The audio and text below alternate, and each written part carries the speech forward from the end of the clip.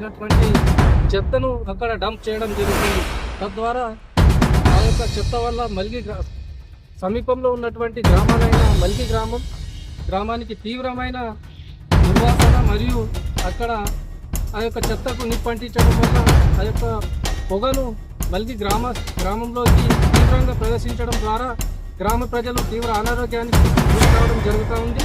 అందుకోసం ఈ యొక్క కర్ణాటక రాష్ట్రానికి సంబంధించినటువంటి చెత్త వాహనాలు ఎట్టి పరిస్థితిలో ఈ యొక్క మా పొలిమేర పై నుంచి వెళ్ళనివ్వకుండా గ్రామస్తులం అందరం చెత్త ఏది తేడా లేకుండా అందరం కలిసికట్టుగా ఉండి ఈ యొక్క చెత్త వాహనాలను పూర్తిగా నిర్మూలిస్తామని తెలియజేస్తూ ముగిస్తున్నాం.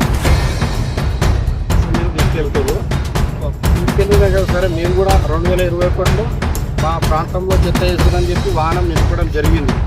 నింపిన తర్వాత వాళ్ళు ఇక్కడ నుంచి చెత్త సేకరణ చేసి వాళ్ళు తీసుకెళ్ళారు. వాళ్ళు అంతకుముందు మనకు 6 నెలల టైం అడిగారు.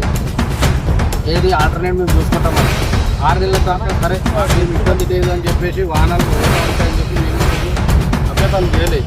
తర్వాత ఈ సుమారు 3 నెలల నుంచి చెప్తాం. ఆల్రెడీ మున్సిపల్ అధికారికి కమిషనర్ గారు కూడా వాట్సాప్ ద్వారా కూడా చెప్పినాము.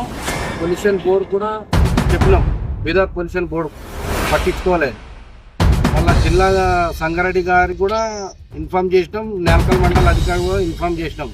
వాళ్ళు కూడా ఏమన్నారంటే సరే మీరు రోడ్ తవ్వేయండి అని చెప్పారు. ఆల్రెడీ రోడ్ తవ్వేసినాం. ఎట్టి పరిస్థితులు ఇక్కడ వాహనాలు రావద్దు, మీ ప్రాంతం నుంచి మీరు వెళ్ళండి. ఎవరొద్దు అంటారు? మా ప్రాంతం నుంచి వచ్చేది ఏముంది?